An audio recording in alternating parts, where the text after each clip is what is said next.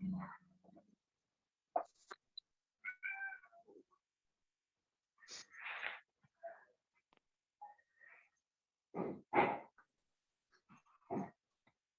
जी नमस्कार। सर पे से बाल कम होते जा रहे, यानी कि पैसा कमा रहे हो सही साथ, है ना? क्यों राजपूत जी, सही कह रहा हूँ कि नहीं कह रहा? अनम्यूट कर लीजिए अभी तो। कह रहे बहुत ज्यादा हो गया है ना? बहुत ज्यादा उठा रहा है इनका भी उनका भी। बिल्कुल बिल्कुल। देखिए, सिर पे से बाल उसी के कम होते, ज्यादा पैसा कमाने लगे। हाँ सर सही कह रहे हैं। आ रहा है। सभी को नमस्कार जी, सभी को नमस्कार। जी नमस्कार सर। आज की मीटिंग में थोड़ा सा विलंब है और उसके लिए मैं क्षमा याचना बिल्कुल करता हूँ। कुछ त्रुटि हो गई है मुझसे ही। आज हमारा सेशन था कोई। नमस्कार जी, नमस्कार सभी को, नमस्कार जी। नमस्कार जी सर। सभी को नमस्कार मान्यवर। नमस्कार सर। नमस्कार जी। समय से जुड़ने के लिए सभी का धन्यवाद। नमस्कार सर। पहले जुड़ जाओ। हाँ जी नमस्कार बिल्कुल। नमस्कार जी। चलिए अब छोड़ ही देता हूँ। आज मीटिंग का लिंक मैं ग्रुप में नहीं शेयर कर पाया हूँ किसी भी। कोई बात नहीं, जिनको पता है वो ऑब्वियस सी बात है समय से जुड़ जाएंगे।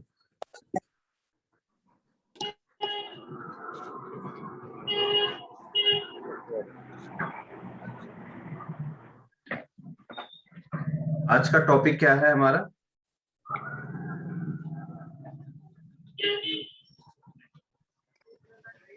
TG।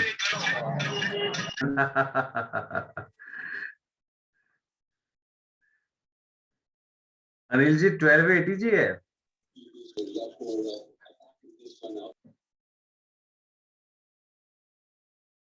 सर नमस्ते। नमस्कार जी। कैसे सर आप? सब कुशल मंगल जी एकदम। आज गलती यही हुई कि हमारा आज का वैसे टॉपिक देखा जाए तो एनजीओ दर्पण था, पर टीम ने भी तैयारी कर दी 1280 की, और लिंक भी जो बन गया वो 1280 के लिए बन गया।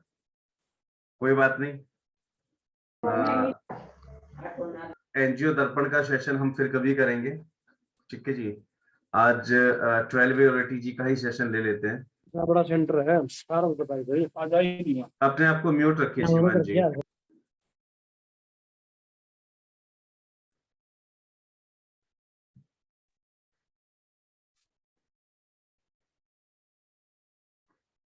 जब भी आप मीटिंग में जुड़ते हैं तो पूरा प्रयास कीजिए कि आप अपने आप को कभी भी अनम्यूट ना करें।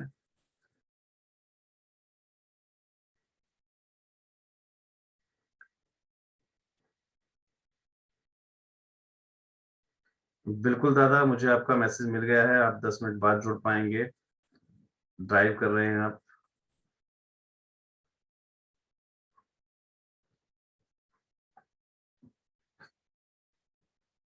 आज वैसे हमारा जो वीकली जो समय रहता है उसके हिसाब से हमारा जो आज का दिन है वो एनजीओ दर्पण के लिए है, मगर लिंक भी जो है मेरे द्वारा 1280 के लिए शेयर कर दिया गया है और टीम ने तैयारी भी 1280 के लिए कर दी थी। तो एक बार मैं आप सभी को अनम्यूट होने का मौका दे रहा हूं। एक बार मुझे बता दीजिए, आज एनजीओ दर्पण करें या 1280 के लिए प्रोसेस करें? जैसा आप लोग कहेंगे वैसा फिर आगे बढ़ा जाएगा। सर जी मेरी प्रॉब्लम तो एनजीओ दर्पण की है, वो ही सोल्व कर दो। एनजीओ दर्पण, धन्यवाद जी। यस क्योंकि सर। एनजीओ दर्पण, क्योंकि 1280 बहुत लंबा प्रोसेस है, आगे का प्रोसेस है, अभी हम बेसिक सर से एनजीओ गुजर रहे हैं। दर्पण दर्पण ही लेके चले। बहुत बहुत धन्यवाद सर आपका सुझाव देने के लिए। सर एनजीओ दर्पण ही कर लीजिएगा। जी बहुत बहुत धन्यवाद सर आपका कंफर्मेशन के लिए।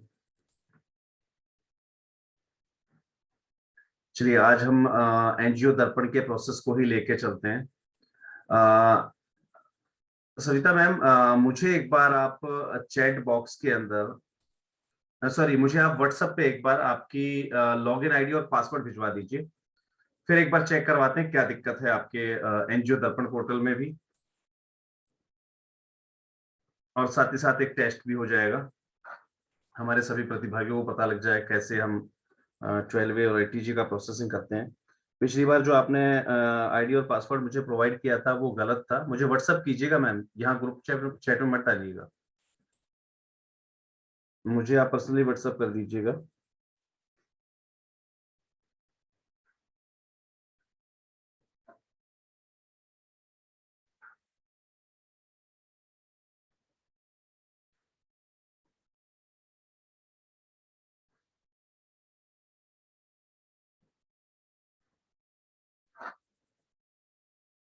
जी बिल्कुल, मुझे आपका आईडी पासवर्ड मिल चुका है। हालांकि हम लोग आज तैयारी कर चुके थे 12A और ATG की, गलती से याद नहीं रहा क्योंकि कुछ शेड्यूल्स ऊपर नीचे किए गए हैं। स्क्रीन शेयर हो रही है सभी के साथ? Yes sir. Yes sir. जी बहुत बहुत धन्यवाद कंफर्मेशन के लिए।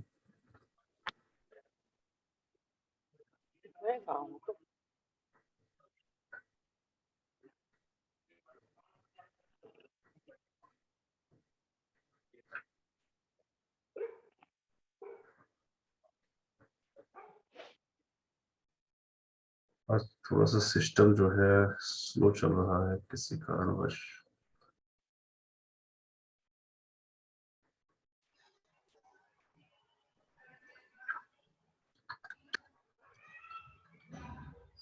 सर सभी को नमस्कार। नमस्कार शिवन जी।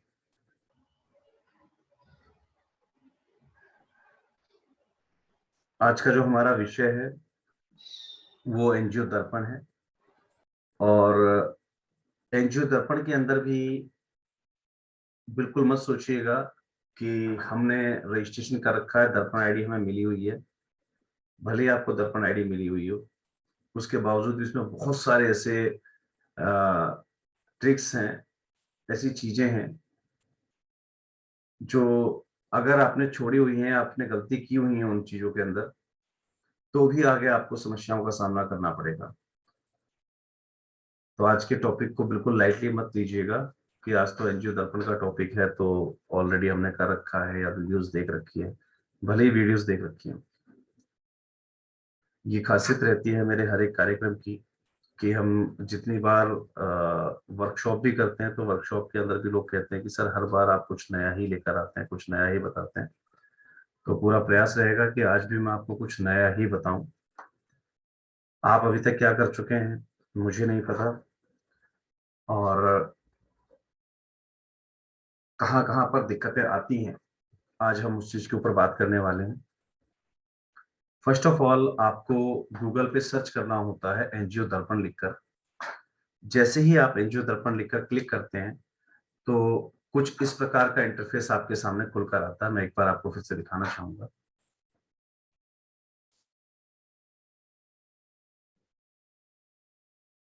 इस इंटरफेस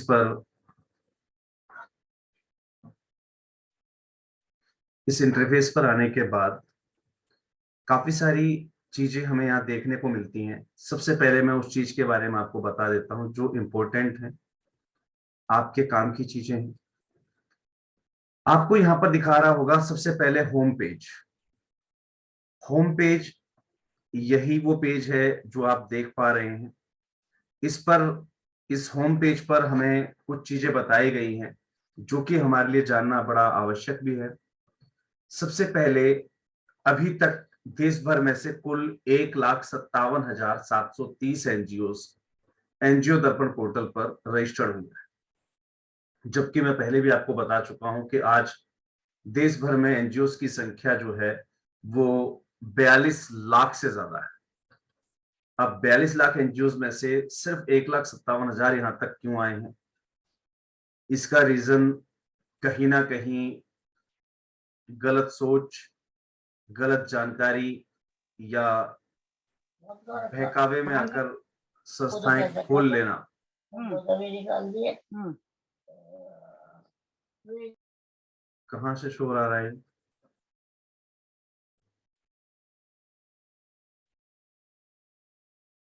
प्लीज ऐसी कोई हरकत ना करें। मैं एक बार पहले सभी को म्यूट कर देता हूं। चलिए,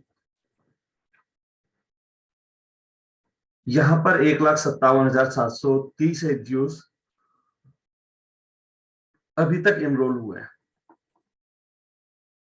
बाकी के एनजीओस एनरोल क्यों नहीं हुए, मैंने आपको बताया कि गलत जानकारियां, भ्रम या बहकावे में आकर एनजीओस खोल देना।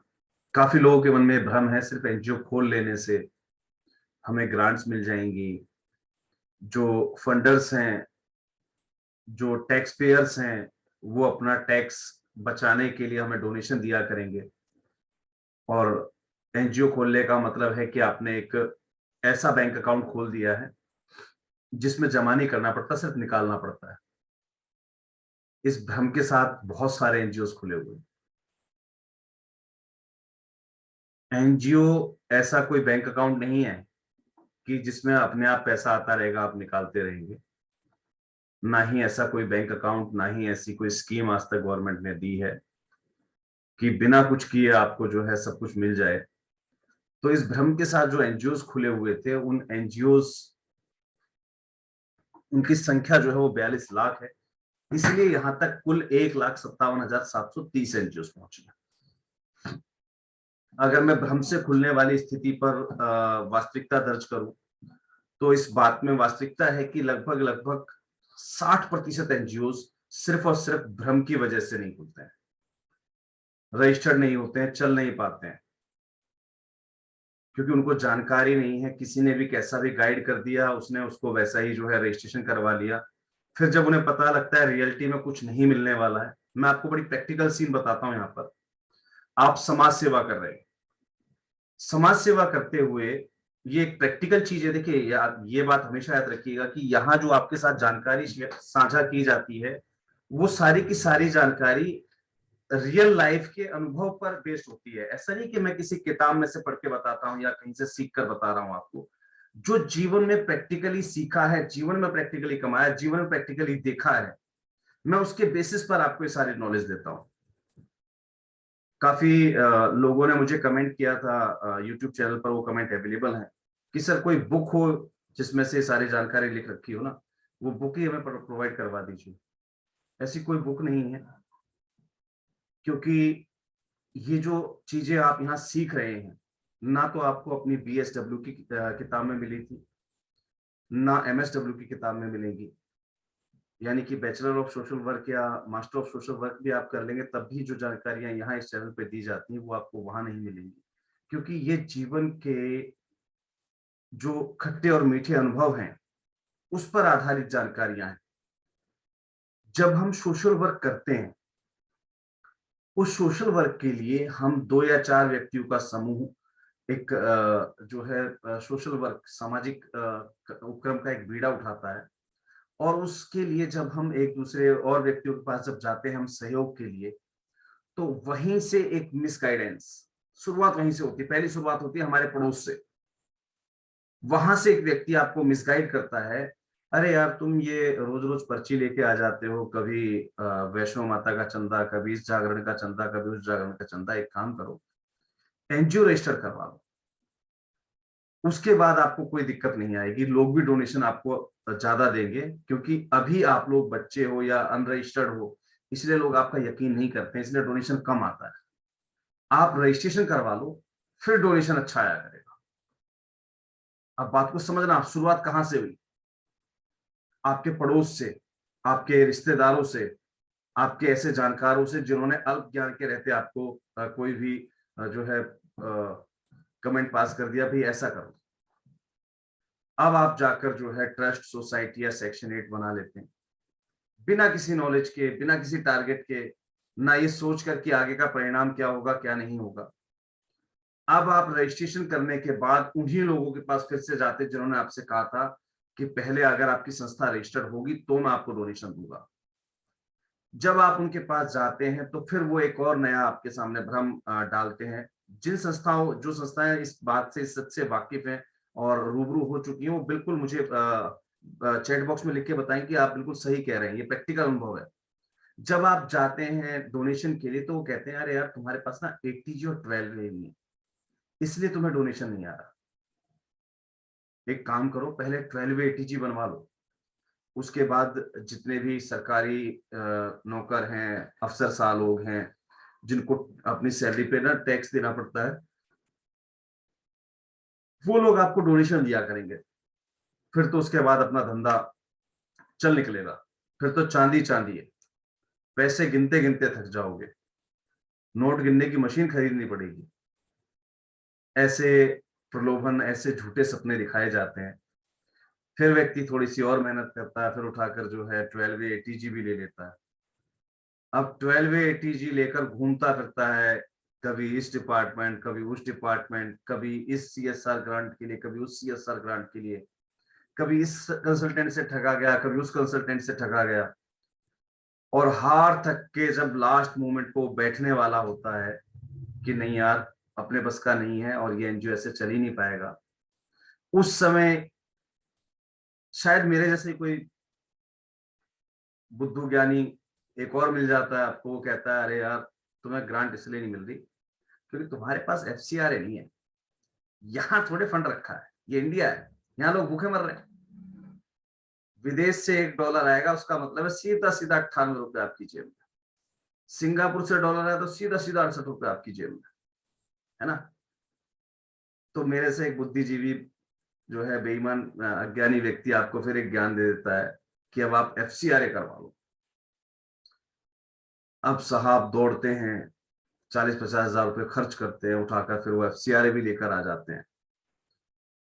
अब FCRA की दौड़ बताता हूं मैं आपको, FCRA की दौड़ कहां लगती है। FCRA ले आए जी ग्रांट, अरे ऐसे ग्रांट थोड़े मिलती है। FCRA लेके तुम यहां बैठे हो, सिंगापुर में किसे पता कि तुम संस्था चला रहे हो, कनाडा में किसे पता तुम संस्था चला रहे हो, अमेरिका में किसे पता तुम संस्था चला रहे हो। यहां से विजिट वीजा पे जाओ, वहां 2-4 दिन घूम के आना, कंपनियों को बता के आना कि मैं संस्था चलाता हूं, ये वर्क है वो वर्क है इंडिया के अंदर, मेरे पास FCRA लाइसेंस है। फिर उसके बाद सबसे बड़ी कबूतरबाजी होती है उसके साथ, एब्रॉड वीजा या पासपोर्ट के नाम पर, टिकट के नाम पर हम ये वीजा करवा देंगे, ट्रेवल वीजा करवा देंगे, ये करवा देंगे, वो करवा देंगे, उसके नाम पे एक बहुत बड़ी ठगी। और शायद ये विदेश के नाम पर जाने वाली जो ठगी होती है वो इतनी बड़ी होती है, उसके बाद व्यक्ति उठ नहीं पाता, या तो सुसाइड कर लेता है कर्जे के कारण, या NGO बंद करके अपना राम भजन में या जो है रिक्शा वगैरह उठा लेता है, क्योंकि जेब में उतना बचता ही नहीं कि बिजनेस खड़ा कर सके अगर ठगी का शिकार हो गया है। और जो हाथ पांव मार के बैठ जाता है वो ऐसा थक के बैठ जाता है कि दोबारा फिर कभी सोशल वर्क के बारे में सोचता भी नहीं। ये इस लाइफ के बड़े कड़वे अनुभव है। इसीलिए 42 लाख NGOs में से सिर्फ 1,57,730 NGOs यहाँ पर रजिस्टर्ड है। क्यों है ऐसा? क्योंकि 30%, अगर मैं बात करूं 16% NGOs जो हैं वो वेलफेयर सोसाइटीज हैं, रेजिडेंस वेलफेयर सोसाइटी, और रेजिडेंस वेलफेयर सोसाइटीज को यहाँ रजिस्ट्रेशन की आवश्यकता नहीं पड़ती। अगर मैं बात करूं स्कूलों की तो उसका भी आंकड़ा लगभग बराबर ही है। स्कूल वालों को भी जरूरत नहीं पड़ती कि वो NGO दर्पण पोर्टल पर रजिस्ट्रेशन करें, क्योंकि बहुत सारी सोसाइटी जो है वो सिर्फ स्कूल चलाने के लिए बनी हुई है। बहुत सारी सोसाइटी अपने एसेट्स पर काम कर रही हैं, यानी कि धर्मशाला किसी ने बना रखी है, किसी ने मंदिर खोल रखा है, कोई इस टाइप के काम कर रखे हैं जो अपने एसेट्स पे काम कर रहे हैं, वो इस पर रजिस्टर करते हैं क्योंकि उन्हें ग्रांट से मतलब होता है, इतना चंदा ही आ जाता है। 125 करोड़ का देश है, अगर 10-10 रुपए भी चंदा मिला तो हम और आप मिलकर जिंदगी में नहीं कमा पाते जितना ये मंदिर वाले कमा लेते हैं। ये प्रैक्टिकल चीज है। ये सब कुछ होते हुए जो बची हुई NGOs हैं वो कहीं ना कहीं इसीलिए दम तोड़ चुकी हैं क्योंकि वो गलत गाइडेंस के अंदर जन्मी, क्योंकि उनको सही गाइडेंस नहीं दी गई। आपको भी कई बार लगा होगा कि मेरी बातों में मैं जो आपको जानकारियां देता हूं उसमें 2 पहलू आपको नजर आए।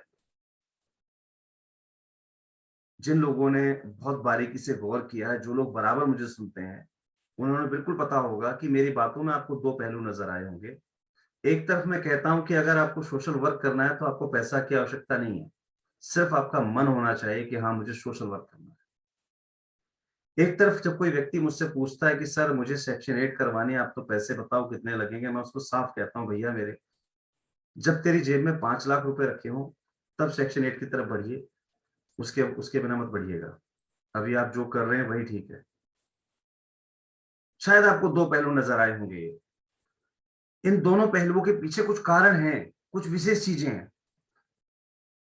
मैंने बिल्कुल कहा कि आप अगर समाज सेवा की इच्छा रखते हैं तो आपको पैसे की आवश्यकता नहीं है, सिर्फ दिल होना चाहिए आपका बड़ा।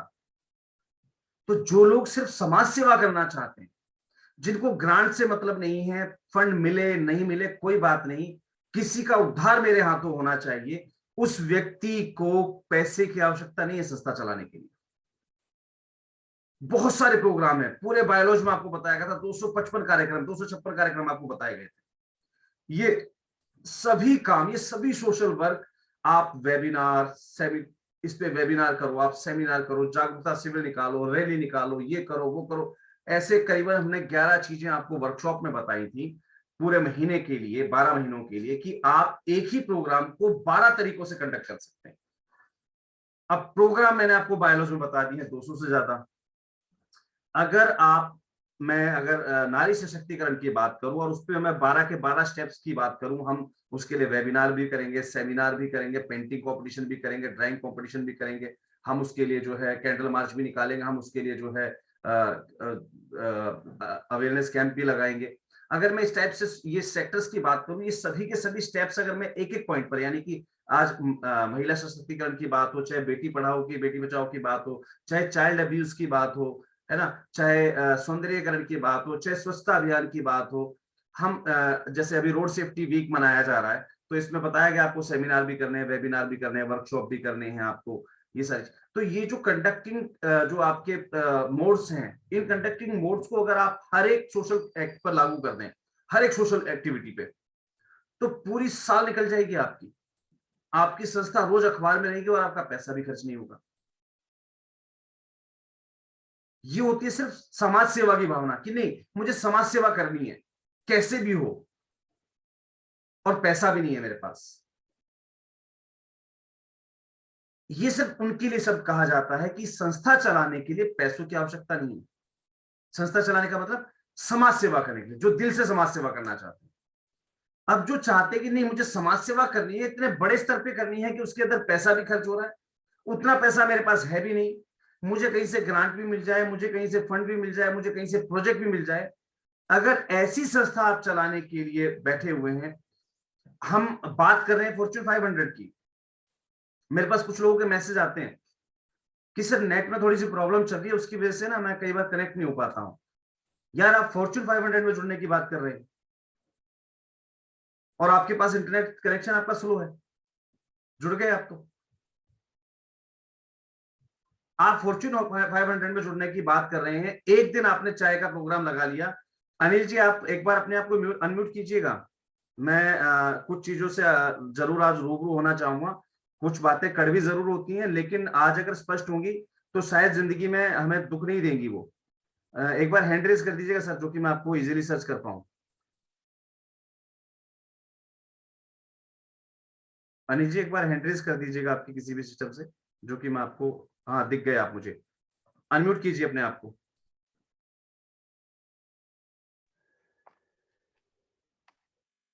जी आयाम फाउंडेशन सर, एक बार अपने आप को अनम्यूट कीजिएगा प्लीज। जी सर। सर आप दो लोग मेरे साथ अनम्यूट हैं, आयाम फाउंडेशन, चेतना सोशल फाउंडेशन। सर आप लोगों ने टास्क 1 किया है ना? जी सर। सर अनुमानित खर्चा कितना आया आपका? सर लगभग अगर हम बात जी जी सर लगभग अगर बात करें सर 200-250 रुपए के आसपास अनुमानित 200-250 रुपए। चलिए जी। चेतना सोशल फाउंडेशन कितना खर्चा है सर अनुमानित? लगभग 300 से 400 के बीच। 300-400। सर पहले दिन ही जब आपने ये वर्क किया तो आपको जी। डोनेशन कितना मिला? सर आयाम फाउंडेशन को 470 रुपए लगभग का 400 से ऊपर। यानी कि दोनों लोगों के जवाब में सुन चुका हूं, 470 से ऊपर, एक ने कहा 400 से ऊपर। यानी कि जो आपने एक्सपेंडिचर किया, जो खर्च आपने किया, वो आपको जी। सहयोग शुल्क के रूप में वापस भी प्राप्त हो गया। Am I जी right? सर, जी राइट सर। मेरे ख्याल से आप दोनों जी। संस्थान उस वर्क जी, को अभी जी, भी जी, सर। कंटिन्यू कर रहे हैं। जी सर। आप भी, मुझे जहां तक मैं देख पा रहा हूँ सोशल मीडिया पे, आयाम फाउंडेशन का भी वो वर्क कंटिन्यू चल रहा है और चेतना सोशल फाउंडेशन का भी वर्क कंटिन्यू चल रहा है। क्यों चल रहा है? क्योंकि हमने आपको निर्देश दिया एक दिन करने के लिए। वो निर्देश नहीं था, वो टास्क नहीं था, वो दिखाना था, सिखाना था कि जब आप रियलिटी से, सच्चे दिल से कोई काम ग्राउंड में करते हैं तो लगभग उतना ही सपोर्ट आपको मार्केट से मिल जाता है। और जब अगर मार्केट से उतना ही एक्सपेंस, या मैं कह रहा हूं अगर उसका हाफ भी आपको मिल रहा है, पब्लिक का डोनेशन या पब्लिक का जो है फंड कैंपेन की तरफ से आपको अगर सहयोग मिल रहा है, तो उसको आप नेक्स्ट डे कंटिन्यू कीजिए। लेकिन शायद एक भी एनजीओ ऐसी हो जिसने दोबारा कंटिन्यू किया हो इस काम को। कुछ एनजीओ हैं जो मेरी निगाह में हैं जिन्होंने उस काम को हफ्ते भर तक कंटिन्यू किया, कुछ ने सोचा कि पूरे महीने हम कंटिन्यू रखेंगे। ठीक है। एक सज्जन थे जिनसे मेरी बात हो रही थी, आज दिन में उनका फोन आया था, जो बता रहे थे कि सर मैं किसी ने हमें जो है 12 लीटर आज दूध भी प्रोवाइड किया। अगर वो मुझे सुन पा रहे हैं तो एक बार हैंड रेज कीजिएगा। ध्रुव कुमार ठाकुर, बिल्कुल सर, अनम्यूट कीजिएगा सर अपने आप को प्लीज। हेलो सर आपका एक्सपीरियंस साझा कीजिएगा, क्या रहा आपके कार्यक्रम में, क्या रहा आपके उस टास्क में? हेलो, नमस्ते सर। नमस्कार जी। सर जी, हमने फर्स्ट दिन किए तो उसमें अच्छा रहा। फिर दूसरे दिन जो है ना, वहाँ के जो स्थानीय लोग थे उन लोगों ने भी बढ़ चढ़ के भाग लिए और हमको 10 लीटर का भी दूध जो कलेक्शन हुआ जी। और लोगों ने काफी सराहना की। जो अच्छा कार्यक्रम कहते हैं, इस तरह की कार्यक्रम जो है टाइम टाइम पे होना जरूरी है। बिल्कुल। तो उन लोगों ने भी काफी हमको हेल्प किए, सहयोग किए सर। बहुत बढ़िया। सर आपको कैसा लगा ये काम करके? सर हमको बहुत सर अच्छा लगा और खुशी भी हुआ। जो इस तरह का जो लोग जो है बहुत जो है सराहना किया, जो बहुत अच्छा काम करते हैं, दुआ भी दिया तो स्वाभाविक से अच्छा सा लगेगा सर। क्या आज तक आपने कभी ऐसा काम नहीं किया था? इस तरह की वर्क नहीं सर, हम एजुकेशन से जुड़े हुए हैं तो हम एजुकेशन करते थे फ्री ऑफ कॉस्ट। हाँ, लेकिन जो है इस तरह की वर्क नहीं किए थे हम सर। इस तरह का पब्लिक मूवमेंट आपने कभी नहीं किया था, है ना? नहीं और नहीं आपको सर, क्या लगता है सर, अगर ऐसे ही राष्ट्रीय एनजीओ महासंघ आपको सिखाता रहा, आज भले ही डोनेशन आपका 400 पहुंचा है, कल 4000 भी हो सकता है, परसों 4 लाख भी हो सकता है। आपको लग रहा है सर, कितने % यकीन आपको ऐसा होगा? हेलो, हाँ जी सर। जैसे आपने अपना कोई भी वर्क किया, अभी जो टास्क किया आपने, ठीक हाँ है, जी। उस टास्क के अंदर आपको जो है आज 400 500 या 1000 रुपया जो भी डोनेशन का सामान मिला हो या डोनेशन मिला हो, ठीक है, हाँ जी सर। आज महासंघ के दिशा निर्देश पे आपने काम किया, आपको 400 रुपए का डोनेशन मिला है। क्या नाम, चेतना फाउंडेशन, अपने आप को बेशक अनम्यूट कर लीजिएगा, हैंड रेज कर दीजिएगा सर एक बार। आयाम फाउंडेशन अपने आप को अनम्यूट कर लीजिएगा। आपको क्या लगता है अगर इसी दिशा निर्देश पे आप काम करते रहे तो आज 400 का डोनेशन मिला है, कल 4000 का ही मिल सकता है, परसों 4 लाख का ही मिल सकता है? हाँ जी सर। इसकी कितने % उम्मीद लग रही है आपको, कितना % संभव है चीज? सर जी 100% संभव है सर। श्योर है सर आप? हाँ जी सर। कहीं ऐसा ना हो सर कि महासंघ कुछ भी ना करके दे, सिर्फ एक झूठे सपने हुए? नहीं ऐसी बात नहीं है सर, होगा सर। क्यों सर सभी क्वालिटी के लोग आते हैं सर। हम तो एक जो एक चाय पीता है वो कम से हमको जो एक तो 100 रुपया दे गया। आयाम फाउंडेशन सर। जी सर। शायद मेरा आपका पहला कांटेक्ट जब हुआ था तो शायद आपने मुझसे पहला ही वर्क कहा था, सर मुझे एक प्रपोजल बनवाना है, I think so. Right sir, right sir. मुझे याद है। आपने सर मेरा प्रपोजल भी बनाया और आपके आशीर्वाद से मेरे को सर प्रोजेक्ट भी मिला सर। तो मतलब मेरे लिए जीवन की बहुत बड़ी उपलब्धि है सर। मैं मतलब पिछले 5 सालों से काम कर रहा हूँ और मैं आपके कांटेक्ट में कैसे आया मैं सब लोगों को बताना चाहूंगा एक बार कि मैं जस्ट यूट्यूब पे वीडियो सर्च कर रहा था और इससे पहले जहां मेरा प्रोजेक्ट प्रपोजल बनवाने के लिए बात चल रहा था, मतलब हर जगह से मेरे को ठगा गया वो एजेंटों के द्वारा मान लीजिए। और लास्ट में भी जहां दिल्ली से मेरा कम्युनिकेशन चल रहा था, जहां मेरे को बोले कि इस प्रोजेक्ट प्रपोजल के हम 25,000 रुपए लेंगे, ठीक है। फिर मैंने आपका देखा, फर्स्ट टाइम मेरे को बात करके ऐसा लगा कि हाँ मैं एक राइट प्लेटफॉर्म पे हूँ और बहुत अच्छी जगह हूँ। और आपने सर बहुत सहयोग किया, रात भर काम किया आपने और प्रोजेक्ट प्रपोजल लगाया और आपके आशीर्वाद से सर मेरे को 17 लाख रुपए की ग्रांट मिली है सर। और मतलब ये मेरा पहला ही प्रोजेक्ट मानिए सर। वैसे तो मैं मेरे लेवल पे पिछले 5 सालों से अपनी संस्था को चला रहा हूँ, तो ये सब जो हुआ है आपके आशीर्वाद से हुआ है सर, और आपके गाइडेंस में अभी जो है चाय सेवा की हमने, तो मतलब बहुत मतलब दिल में कहीं ना कहीं सुकून मिलता है सर, लोगों का आशीर्वाद दुआएं मिलती हैं, और आपका मार्गदर्शन सर हमेशा ऐसा ही बना रहे। सर बहुत बहुत धन्यवाद आपका एक्सपीरियंस शेयर करने के लिए, और सबसे बड़ी शुभकामनाएं, आपको 17 लाख का प्रोजेक्ट मिला। लेकिन सर मैं बड़ी प्यारी चीज जानता हूँ, क्या इस 17 लाख के लिए मैंने कोई मेहनत की? मैं तो सिर्फ प्रपोजल लिख के दिया था ना, संस्था तो आपकी ग्राउंड सर में काम कर रही देखिए, है। नहीं बिल्कुल सर, काम तो हम पिछले 5 सालों से ही कर रहे थे, लेकिन कहीं न कहीं आपका सर प्रोजेक्ट प्रपोजल में को दम होगा सर, और तभी मेरे को ये काम मिला है। बाकी काम तो सर 5 सालों से हमने मतलब धरातल से काम किया है सर, बिल्कुल एकदम जमीनी नहीं लेवल से सर, जुड़ मैं के। यही चीज और तो बताना चाह रहा हूँ आपको कि बैठो प्रपोजल नॉर्मल होता है जो हम बैठो। सबके लिए लिखते हैं। फर्क इतना है चले मैं बैठो कि अदर जो बैठो, ऐसा। कंसल्टेंट होते हैं, अदर कंसल्टेंट सिर्फ आपसे कहता है जी ये पैसे भेज दीजिए, ये डॉक्यूमेंटेशन भेज दीजिए, प्रपोजल हम बना के खुद लगा देंगे। सर क्या आपके साथ ऐसा हुआ था, या आपको इस प्रपोजल को लिखने के दौरान भी कुछ होम टास्क दिए गए थे कि आपको ये चीजें कलेक्ट करके लेकर आनी है, ये जानकारियां इकट्ठी करके लानी उस कंपनी के बारे में? ऐसा कुछ बताया गया था सर आपको फंडिंग एजेंसी के बारे में, जो प्रपोजल लिखते बिल्कुल समय? सर, आपने मेरे को बोला था कि जहाँ पे आप जिस जगह के लिए प्रपोजल लगा रहे हो वहाँ का बैकग्राउंड क्या है, क्या वहाँ पे स्कूलों में जाके आपने देखा है, वहाँ के फोटोग्राफ आपने मेरे से कलेक्ट करवाए कि भाई ये लेके आओ, और आप जाके काम करो। पहले ऐसा नहीं है कि आपको पता होना चाहिए उन बारीकियों के बारे में, तो आपने जो मेरे को टास्क दिए सर, ठीक है, मैं वहाँ गया, प्रिंसिपल से मिला, वहाँ के फोटोग्राफ लेके आया और देखा क्या वाकई में वहाँ पे क्या काम है सर। तब आपने एक एक चीज बहुत बारीकी से मेरे से पूछी कि वहाँ का क्या बैकग्राउंड है, कहाँ एरिया पड़ता है, तो वो सारी चीज पूछी। बाकी सर आज से पहले भी मैंने प्रोजेक्ट प्रपोजल बनवाया, वहाँ कुछ नहीं, हाँ ठीक है आप पेपर भेज दो और बन जाएगा। और बहुत सी जगह तो बना ही नहीं सर, आज तक बहुत सी जगह बना तो मैंने देखा कि यार ये तो ऑलरेडी कॉपी पेस्ट है। आपने मेरे से वो पहले ही कहा था कि मेरे यहाँ जो टीम काम करती है, मेरा काम ये नहीं है कॉपी पेस्ट, मैं आपके साथ काम जब ही करूंगा जब आप काम करोगे। बिल्कुल। तो आपके बिल्कुल एकदम जो इंस्ट्रक्शन थे वो बहुत मतलब सही थे, और उसी हिसाब से सर हमने काम किया और आपने काम करवाया, उसी वजह से शायद कि बहुत अच्छा प्रोजेक्ट प्रपोजल बना हमारा। और मेहनत तो सर हम कर ही रहे हैं आपके आशीर्वाद से। नहीं बिल्कुल सर, देखिए आपकी मेहनत का ही फल है कहीं ना कहीं, और ये चीज बहुत जरूरी हो जाती है। हम लोग प्रोजेक्ट प्रपोजल लिखवा लेते हैं किसी थैंक यू से सर। भी। बहुत बहुत धन्यवाद सर आपका सेव करने के लिए।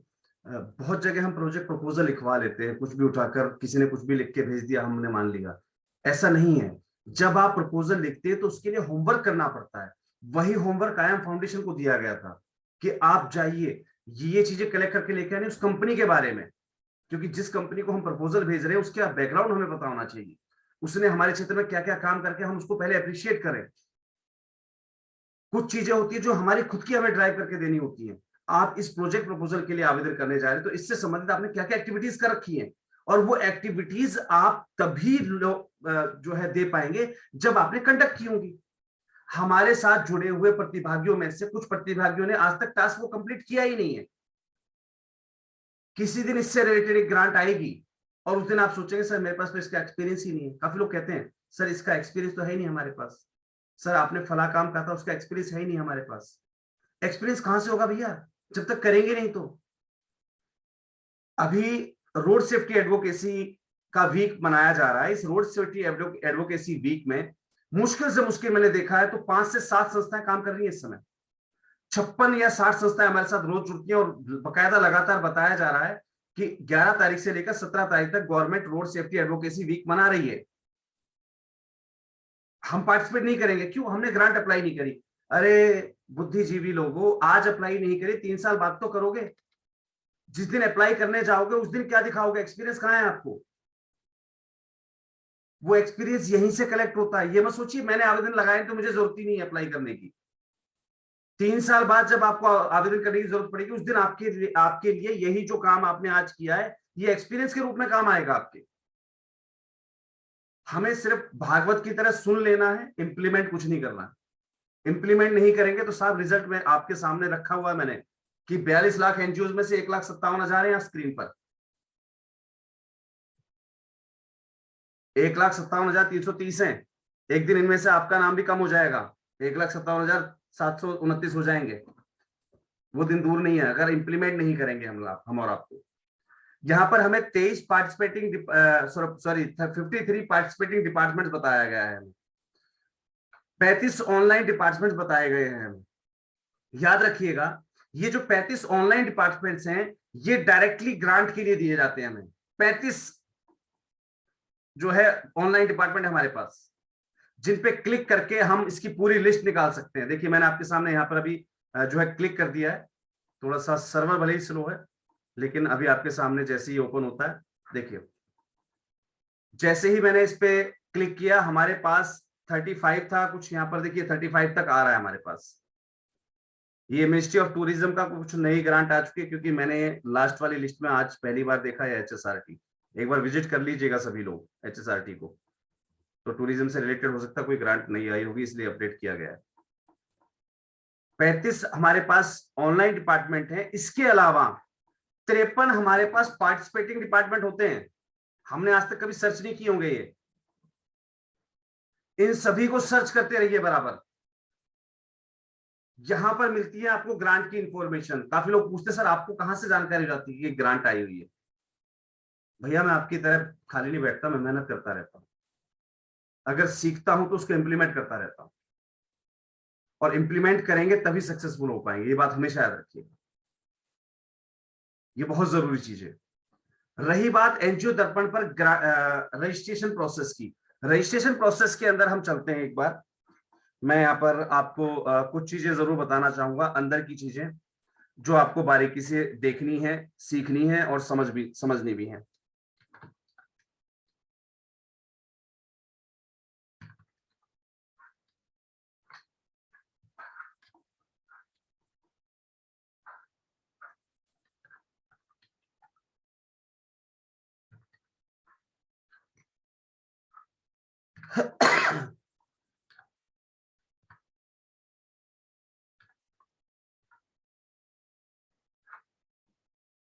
माननीय अध्यक्ष महोदय, अगर आप जुड़ चुके हैं तो एक बार प्लीज हैंड रेज कर दीजिएगा, जिससे कि मैं आपको एक बार चेक कर सकूं।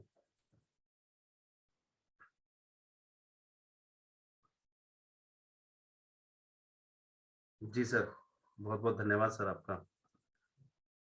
सर मैं आपको अनम्यूट कर रहा हूं। सर नमस्कार। नमस्कार दादा, कैसे हैं? बहुत बढ़िया सर, बढ़िया। और यात्रा की तैयारी? हाँ जी, हाँ जी। चलिए सर अब क्या करें सर, सब कुछ देखना है। अब आपने ऐसी जगह जोड़ दिया तो क्या करूं, जिम्मेवारी आपने दे दी। मैंने जिम्मेवारी नहीं दी सर। देखिए ये संस्थाएं जो सब हमारे साथ जुड़ी हुई है ना, इनकी हाँ आपसे जी, और हाँ जी। हमसे उम्मीदें हैं बहुत सारी। हाँ ये बात तो है सर। अब मैं यहाँ पर कुछ चीजें आपको शो करना चाहता हूँ। ये मैंने जो यूनिक डिटेल्स खोली हुई है, किसकी खोल दी मैंने यहाँ पर? जिसकी भी ये खोली हुई है एक बार हैंड रेज कीजिएगा प्लीज।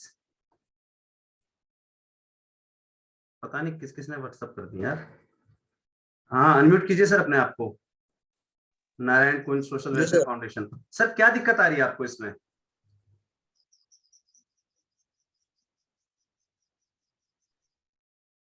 हेलो,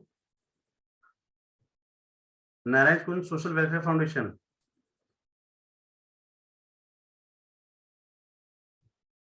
आपकी आवाज नहीं आ रही है सर। चलिए मैं इनसे बाद में रूबरू होता हूँ। मेरे पास किसी ने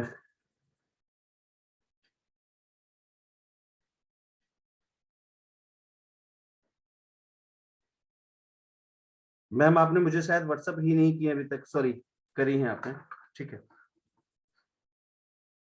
मैं एक बार लॉगिन करके देखता हूँ। पिछली बार आपकी मेल आईडी और पासवर्ड जो आपने मुझे भेजा था वो गलत था। मैं एक बार अब डाल के देखता हूँ अगर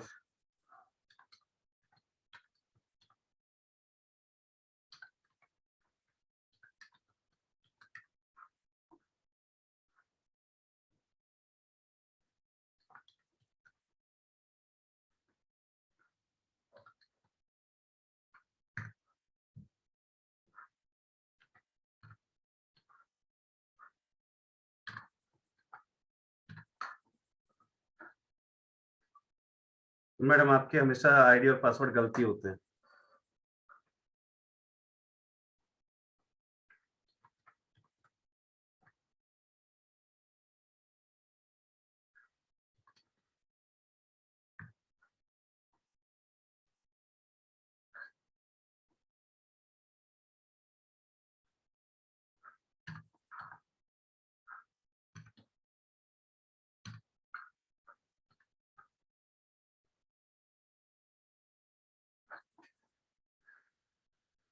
हुआ है लॉगिन।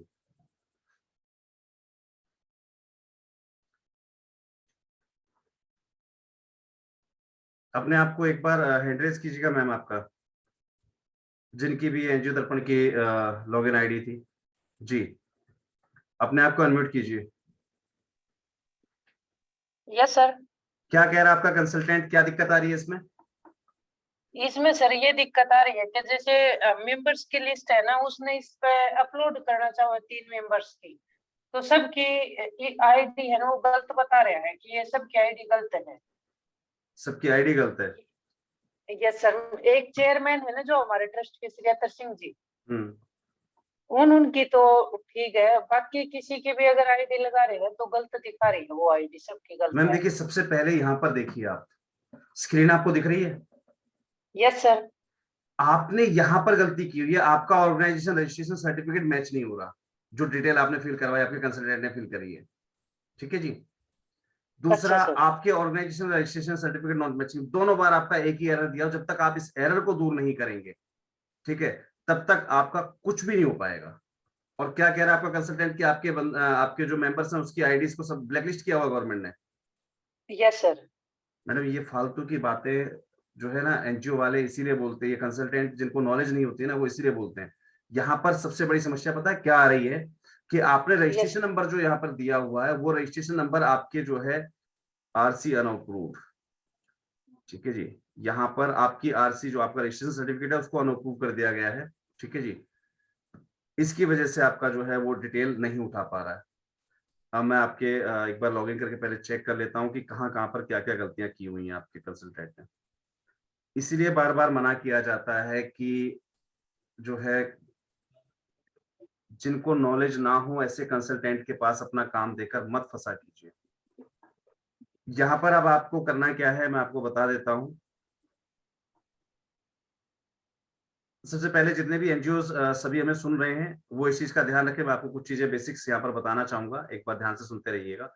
ये जो सबसे पहला प्रोफाइल हमारे पास आता है, इसमें संस्था की सारी डिटेल्स भरी जाती हैं। हालांकि मैंने एनजीओ दर्पण का रजिस्ट्रेशन का आपको एक वीडियो ऑलरेडी दिया हुआ है। यहाँ पर हमें करना क्या होता है कि हम जो भी जानकारी यहाँ पर भरते हैं,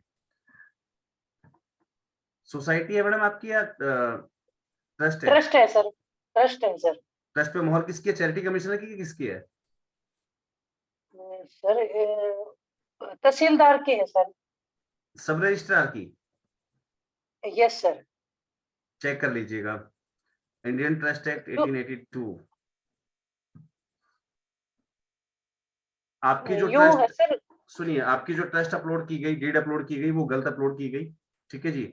जिसकी वजह से आपका ये जो है रजिस्ट्रेशन आगे नहीं बढ़ पाया। अब आपको जो है चलिए मैं आपको पहले एनजीओ को बता देता हूँ, उसके बाद मैं आपसे बात करूंगा मैम, ठीक है जी। ओके सर, ओके जी, तो यहाँ पर आपको जब आप इसका रजिस्ट्रेशन करते हैं तो आपके पैन की डिटेल आपको रजिस्ट्रेशन करने के दौरान ही डाली जाती है। उसके बाद आपसे आपका जो है सर्टिफिकेट मांगा जाता है। तो जो आपका एनजीओ का सर्टिफिकेट है या ट्रस्ट डीड वगैरह है, वो आपको यहाँ पर जो है अपलोड कर देनी होती है। वो जब वेरीफाई हो जाती है तभी आप आगे के प्रोसेस में आगे बढ़ पाते हैं। काफी लोग क्या है अपनी प्रोसेस तो कंप्लीट कर लेते हैं, यूनिक आईडी जनरेट हो जाती है। जैसे मैं यहाँ पर मैम का चेक करवाना चाहूंगा। मैं अगर यहाँ पर जनरेट यूनिक आईडी पर जाता हूँ तो मुझे यहाँ पर क्या दिखाई देगा, एक बार चेक कर लेते हैं। देखिए यहाँ पर 100% कंप्लीट तो आपके यहाँ भी दिखा रहा होगा। मोस्टली एनजीओ जिसके पास भी जो है दर्पण आईडी बन चुकी है, जिनकी आ चुकी है जिनके पास, ठीक है, तो वो यहाँ पर दिखा रहा होगा ऑलरेडी 100%। लेकिन उसके बावजूद बहुत सारी कमियां रहती हैं, वो कमियां आपको खुद दूर करनी है। अब गलत कंसल्टेंट के करवाने से दिक्कत ये आ जाती है हमारे पास कि काफी फील्ड ऐसे हो जाते हैं जो आप चेंज नहीं कर सकते, बाद में दिक्कतें आती हैं उसको चेंज करने में। अब मैं यहाँ पर अगर बात करूं फर्स्ट स्टेज की, देखिए यहाँ पर फर्स्ट स्टेज है, और जैसा कि सबने एरर को देखा, उस एरर में क्लियर लिखा कि आपका जो अपलोड आरसी है वो गलत अपलोड की गई है। अब यहाँ पर दोबारा अपलोड करने का ऑप्शन नहीं है, ठीक है। तो ऐसी स्थितियां जब पैदा हो जाती हैं तो बड़ी दिक्कतें आती हैं। ये स्थितियां जब पैदा हो जाती है फिर दिक्कत आती है, फिर आपको जो है कंसल्टेंट के चक्कर लगाने होते हैं, फिर डिपार्टमेंट के चक्कर लगाते रहिए और परेशान होते रहिए। तो ये डिटेल सब आपकी वेरीफाई हो जाती हैं। उसके बाद आता है ऑप्शन आपका मेंबर डिटेल भरने का। मेंबर डिटेल के लिए मैंने आपको बताया था, देखिए यहाँ पर 3 चीजें होती हैं। ये देखिए यहाँ पर मैडम आपके 2 मेंबर जुड़े हुए हैं, अत्तर सिंह जी और सुरेंद्र कुमार जी, 2 एड ऑन हो चुके हैं, तीसरा बचा हुआ है केवल। ठीक है जी। तो सबसे पहला जो हमें व्यक्ति भरना होता है वो भरना होता है हमें अपना प्रेसिडेंट। संस्था का जो प्रेसिडेंट है उसकी डिटेल सबसे पहले भरनी होती है आपको। उसके बाद सेक्रेटरी की डिटेल भरनी होती है, और उसके बाद आपको ट्रेजरर यानी कि जो खजांची है उसकी डिटेल भरनी होती है। पहले सबसे पहली फुर्सत में ये 3 चीज जरूर भरिए, और इन तीनों चीजों को जब आप भरते हैं, मैं आपको यहाँ पर शो आउट कर देता हूं, तो ये जो ऑप्शन रहता है आपका की डेजिग्नेशन में, यहां पर चीफ फंक्शनरी लिखा जाता है हमेशा। क्या कौन सा ऑप्शन लेना है आपको? चीफ फंक्शनरी का, क्योंकि वो मुख्य समिति है आपकी। तो मुख्य समिति के व्यक्ति को प्रमोटर या इसमें इनमें मत डालिएगा, यहां पर डालिए डायरेक्टली चीफ फंक्शनरी। इस चीज का बखूबी रूप से ध्यान देना, कभी दिक्कतें नहीं आएंगी आपको। पहली चीज ये हो गई आपकी। ये तीनों पद डालने के बाद फिर आपके पास बहुत सारे पद होते हैं। ठीक है, किसी को ये पता करना हो कि कौन कौन से पद हम संस्था में देते हैं, तो वो चीज जानने के लिए सबसे बेटर सोर्स है आपके पास ये एनजीओ दर्पण। देखिए यहाँ पर सारे डेजिग्नेशन दिए हुए हैं। आपके यहाँ चेयरमैन होता है, प्रेसिडेंट होता है, वाइस चेयरमैन या वाइस प्रेसिडेंट होता है, सेक्रेटरी होता है, ज्वाइंट सेक्रेटरी होता है, ट्रेजरर होता है, एग्जीक्यूटिव मेंबर होता है, बोर्ड मेंबर होते हैं, है ना। अगर आप प्रोजेक्ट पे वर्क कर रहे हैं तो एकेडमिक एडवाइजर होते हैं, एकेडमिक एडमिनिस्ट्रेशन होते हैं, अकाउंटेंट होते हैं आपके यहाँ पर, है ना। आपके यहाँ पर अगर आप टेलीकास्ट से रिलेटेड कुछ वर्क कर रहे हैं तो एक्टर एक्ट्रेस होते हैं ना, एडिशनल डायरेक्टर होते हैं, एडिशनल सेक्रेटरी होते हैं, एडिशनल ट्रेजरर होते हैं, एडमिनिस्ट्रेटिव मेंबर होते हैं आपके पास। ये बहुत सारे पद हैं यहाँ पर दिए हुए, बहुत सारे पद हैं जो आप अपनी संस्था में अलॉट कर सकते हैं। काफी लोग पूछते रहते हैं सर हम कौन कौन से पद अलॉट कर सकते हैं अपनी संस्था में, क्योंकि हम मेंबर जब बनाने लगते हैं ना तो हम कार्ड बांटना जब शुरू करते हैं कि भाई संस्था के मेंबर बन जाइए, ये कार्ड वो कार्ड, तो ये बहुत सारे पद हैं यहाँ पर। आप ये सारे पद यूज कर सकते हैं, लिस्ट बहुत लंबी है।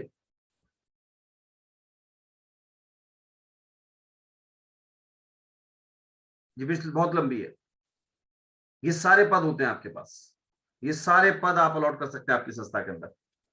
बाकी कोशिश कीजिए यहाँ पर जब आप अपना डाटा चढ़ाते हैं, वहां डाटा चढ़ाते समय सिलेक्टेड नंबर्स आप चढ़ाइए। जैसे यहाँ पर मेन मांगा जाता है प्रेसिडेंट, सेक्रेटरी और ट्रेजरर, तो यहाँ पर सिर्फ 3 लोगों की डिटेल डालिए, चौथे की मत डालिए, चक्कर में मत पड़िए, क्योंकि बार बार उसको चेंज करना, क्योंकि जो है गतिविधियां चेंज होती रहती है बहुत सारी। अच्छा, जिनके पास सेक्शन 8 है उनको पता है कि हम 2 डायरेक्टर होते हैं।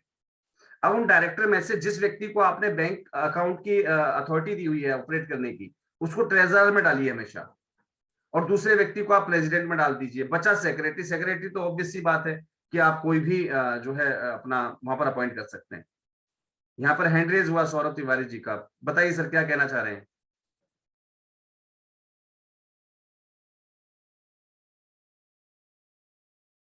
सौरभ तिवारी जी हैंड रेज किया आपने, अनम्यूट कीजिए अपने आप को, क्या कहना चाह रहे हैं आप।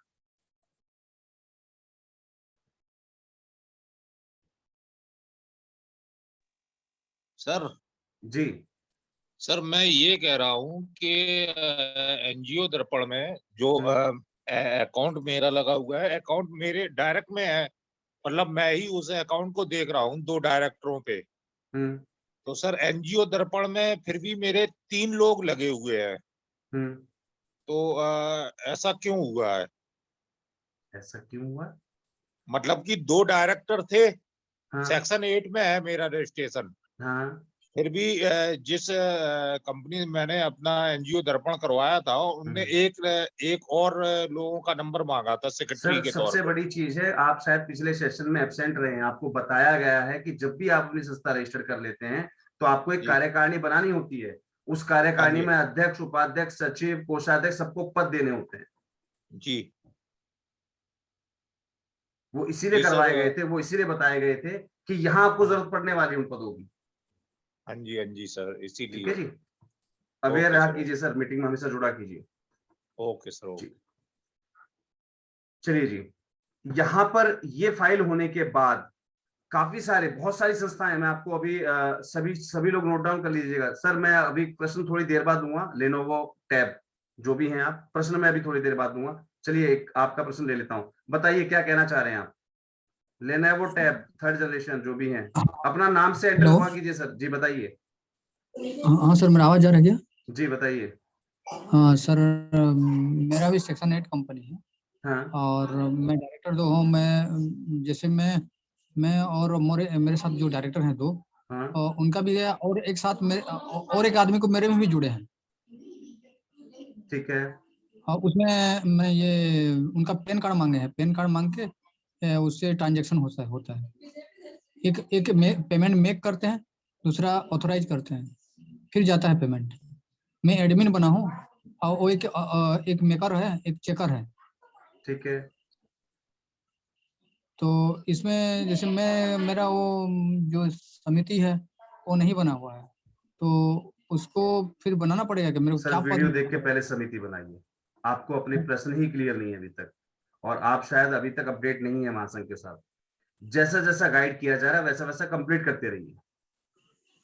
सर? सर ठीक है जी। आपके लेटर हेड पे पहले आपकी समिति रजिस्टर कीजिए। ठीक है जी। सर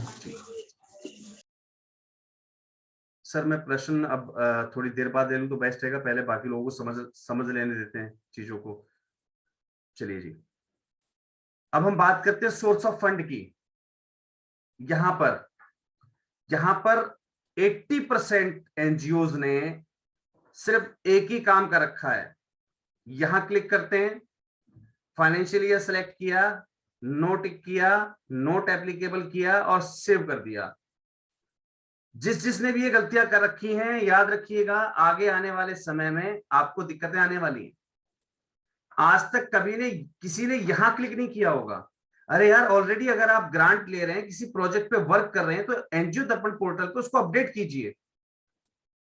हमारे यहाँ बहुत सारे साथी मित्र ऐसे जिनको ग्रांट मिली हुई है, लेकिन यहां अपडेट नहीं की होंगी आपने अभी तक। ऐसे बहुत सारे हमारे साथी संस्थाएं हैं जिनकी गवर्नमेंट ग्रांट, गवर्नमेंट के प्रोजेक्ट चला रहे हैं वो, ठीक है, लेकिन यहां अपडेट नहीं करेंगे।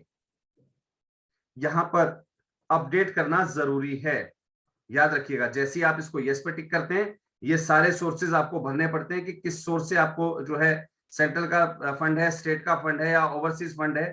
ठीक है जी। ये सिलेक्ट करने के बाद डिपार्टमेंट का नाम सिलेक्ट करना पड़ता है, अमाउंट सैंक्शन कितना हुआ, अमाउंट रिलीज कितना हुआ, आपको अमाउंट स्पेंड कितना हुआ, ये सारी डिटेल यहाँ पर भरनी होती है। अगर आप नहीं भर रहे हैं तो ऐसे में मैं आपको दिखाऊंगा, इसी पेज पर एक कॉलम है ब्लैकलिस्टेड का। याद रखिएगा, जब भी हम डिक्लेरेशन देते हैं उस डिक्लेरेशन में क्या लिखा रहता है, कहीं भी हम कोई भी फॉर्म भर रहे हो, नीचे डिक्लेरेशन क्या कहती है कि मेरे द्वारा दी गई सभी जानकारियां सटीक और सत्य हैं। जिनकी असत्यता या अपुष्टि में की स्थिति में मैं स्वयं जिम्मेवार हूं। अगर आप अपनी जानकारी यहां दर्पण पोर्टल पर गलत भर रहे हैं तो उस ऐसी स्थिति में आप स्वयं जिम्मेवार हैं उसके, और कभी भी आपकी संस्था ब्लैकलिस्ट हो सकती है, याद रखिएगा। अभी मैं अगर 2-4 दिन पहले की बात करूं तो मैंने खुद एनजीओ दर्पण को मेल किया इस संबंध में कि भाई आप इस चीज पर ध्यान क्यों नहीं देते हैं, यहाँ स्पष्ट जानकारियां क्यों नहीं है एनजीओ की। तो ऑब्वियस सी बात है, मैंने मेल किया है और उसके साथ लेटर हेड लगाया मैंने महासंघ का, तो ऑब्वियस सी बात है एक्शन होगा, आज नहीं तो कल होगा। जिस दिन एक्शन होगा उस दिन पता लगेगा आपको आपकी संस्था जो है ब्लैकलिस्ट हो गई। तो ऐसी जानकारी गलत मत भरिए, जानकारी हमेशा सही और सटीक भरिए। जिस भी साल में आपको ग्रांट मिली थी उसकी जानकारी यहाँ पर अपडेट होनी चाहिए आपकी, ये बहुत जरूरी होता है। अब बात करते हैं नेक्स्ट ऑप्शन हमारा जो रहता है वो होता है की कॉन्टेक्ट इंफॉर्मेशन का। हम शायद लॉग आउट हो गए हैं, मैं एक बार फिर से लॉगिन कर लेता हूं।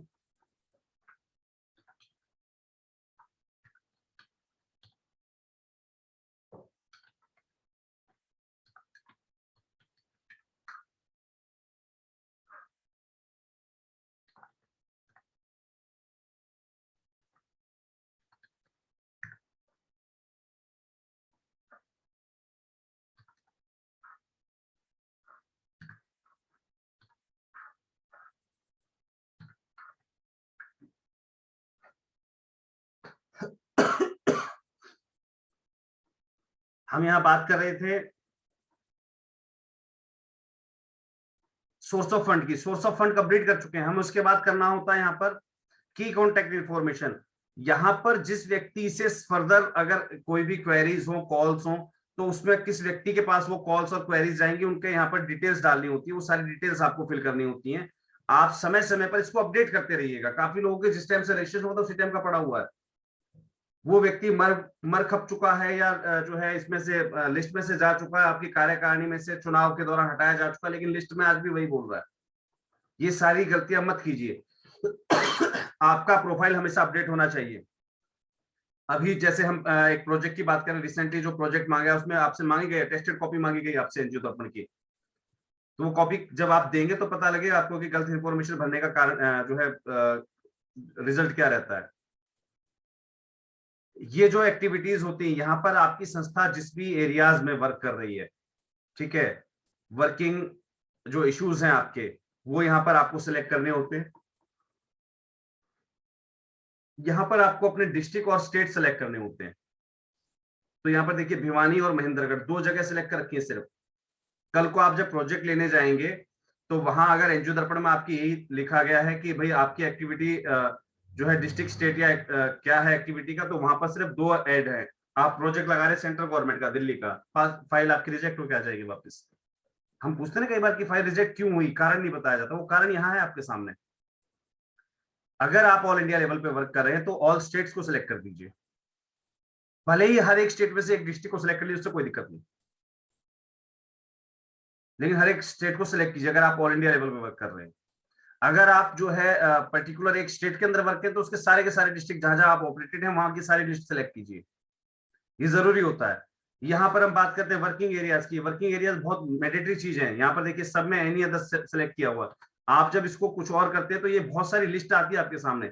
ये सारे जिस जिस एरिया में आपकी संस्था वर्क कर रही है वो सारे यहाँ पर सिलेक्ट करने होते हैं। काफी सारे हमारे पास जो एडवोकेसी ऑर्गेनाइजेशन होती है जैसे ह्यूमन राइट्स के नाम से या किसी भी नाम से, तो वो सिर्फ ह्यूमन राइट्स को सिलेक्ट करें। उनके लिए एजुकेशन लिटरेसी या हेल्थ एंड फैमिली इससे कोई मतलब नहीं होता उनको।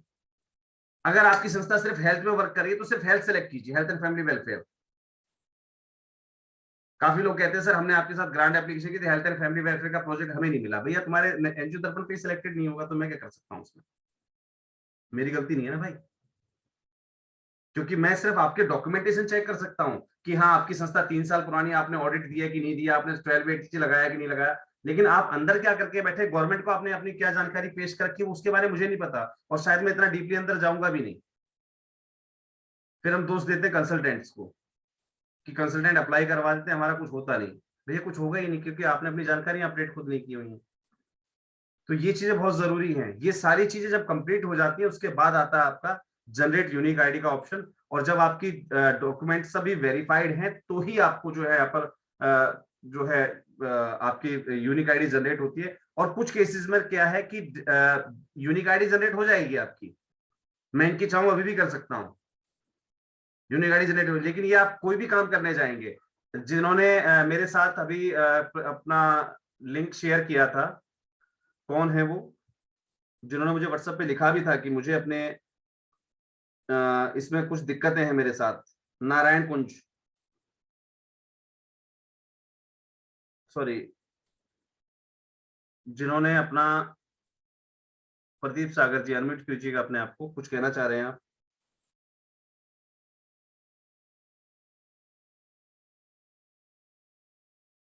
नारायण कुंज, आपने अपनी आईडी शेयर की थी, उसमें लिखा था कि कुछ प्रॉब्लम है आपके इसमें, क्या प्रॉब्लम है सर आप बताएंगे, अनम्यूट होके तभी पता लग पाएगा ना दादा।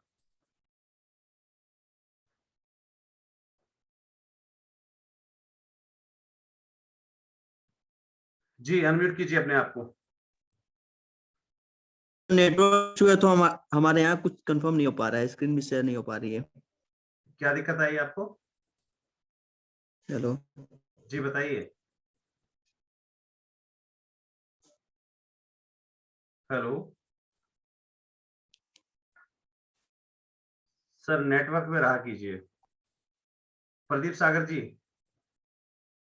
सर अपने आप को अनम्यूट कीजिए, मैं अनम्यूट का ऑप्शन दे रहा हूं आपको। अवध फोक एंड आर्ट ग्रुप, अपने आप को अनम्यूट कीजिए सर।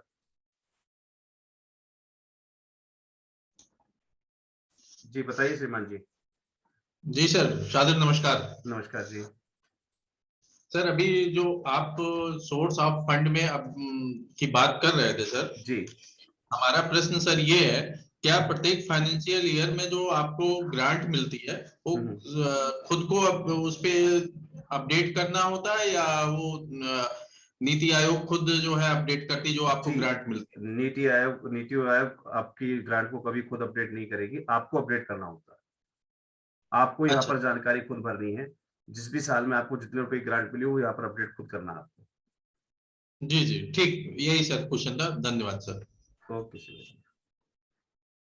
तो इन चीजों का आप विशेष रूप से ध्यान रखिए। अगर आपका डाटा आप पुराना ही यूज कर रहे हैं, आपकी कार्यकारिणी चेंज हो चुकी है, लेकिन आज भी आपने वही मेंबर यहाँ पर अटैच कर रखे हैं, प्रेसिडेंट वही जो रजिस्ट्रेशन का समय था, ट्रेजरर वही जो रजिस्ट्रेशन का समय था, आपकी कार्यकारिणी की बैठक हो चुकी है, चुनाव हो चुके हैं आपके, लेकिन आपने आज तक उनको चेंज ही नहीं किया, तो गलत है ये।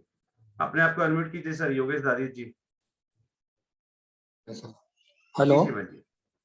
हाँ सर, मेरी एक जानकारी देनी थी। जैसे हमने स्टेट के कोई प्रोजेक्ट किया है, तो उसमें अपडेट करना जरूरी होता है या केवल मिनिस्ट्री वाले में अपडेट करना होता है?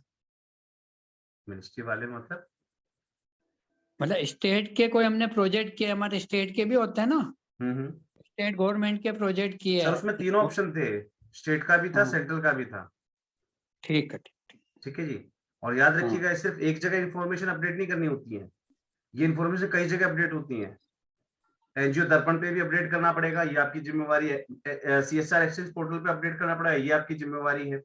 ठीक है। उससे संबंधित ऑडिट्स जब आप करवाते हैं तो उसमें अपडेट करना पड़ेगा, वो आपकी जिम्मेवारी है।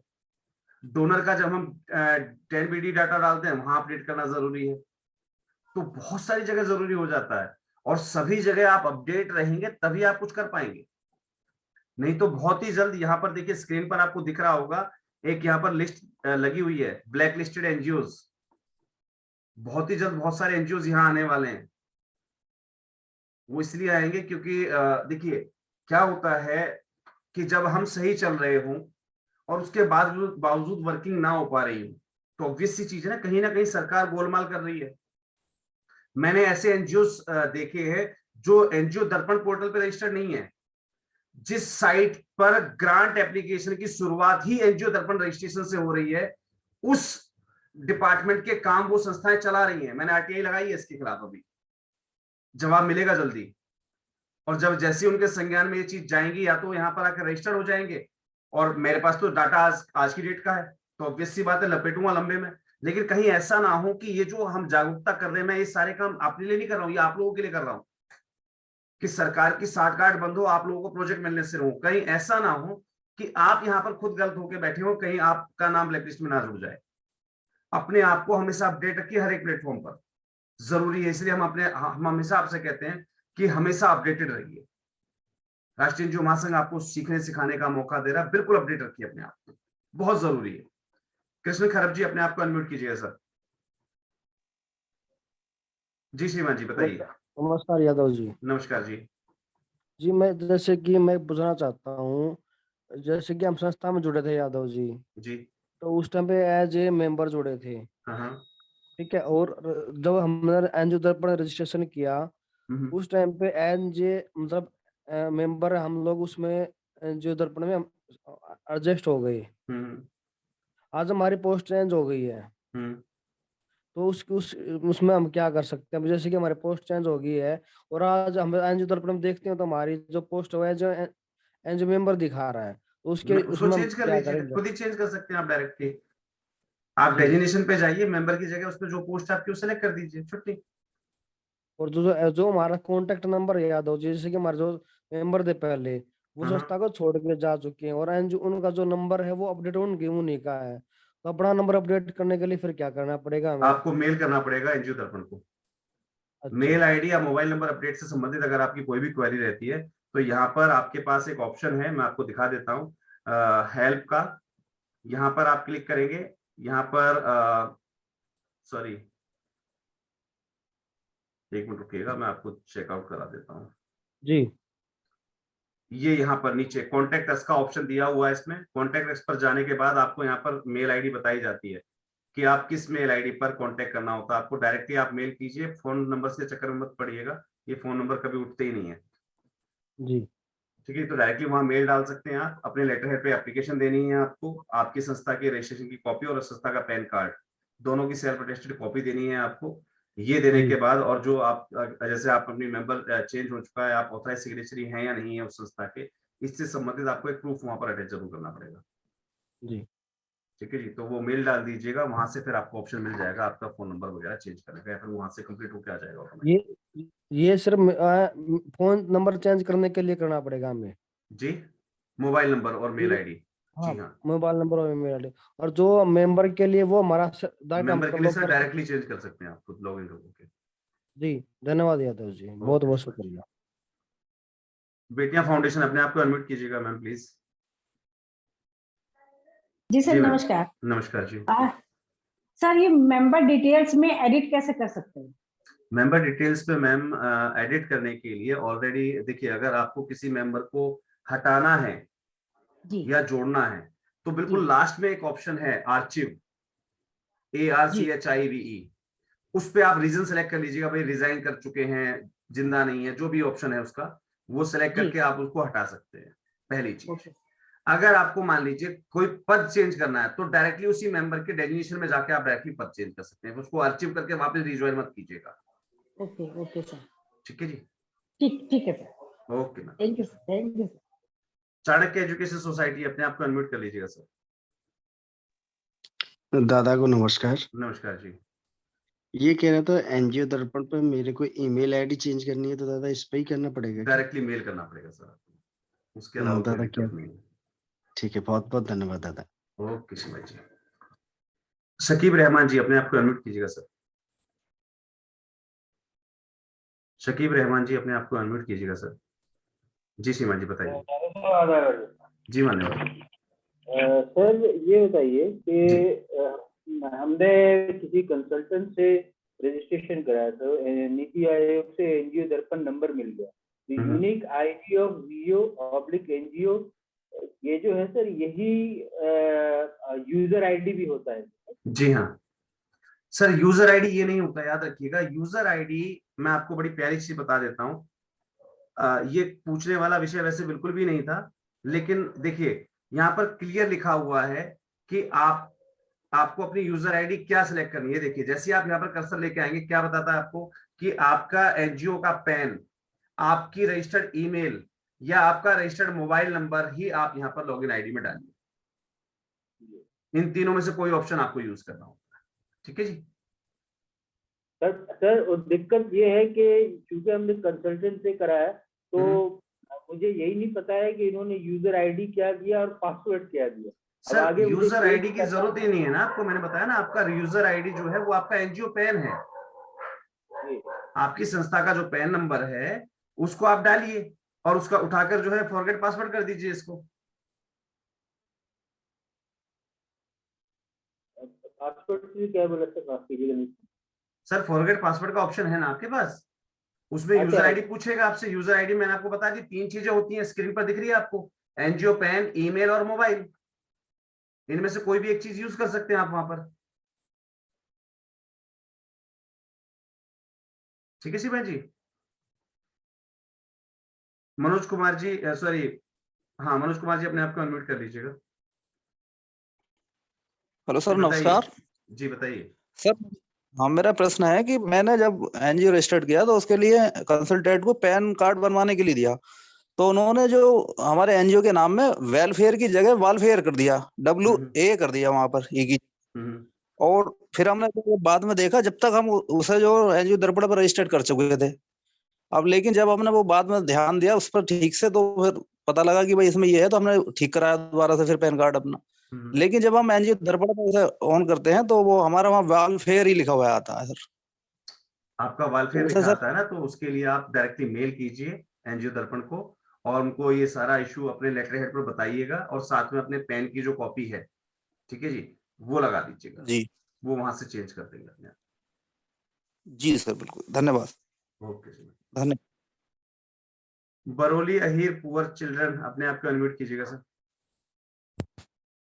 नमस्ते सर। नमस्कार जी।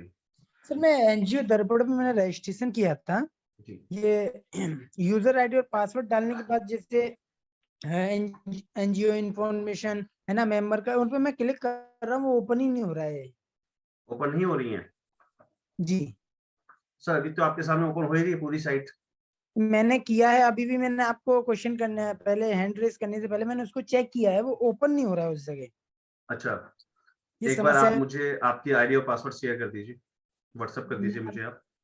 मैं अभी व्हाट्सएप कर रहा हूँ सर।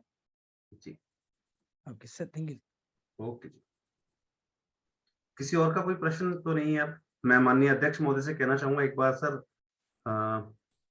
अध्यक्ष महोदय कहाँ पर हैं? अध्यक्ष महोदय अपने आप को अनम्यूट कीजिएगा सर।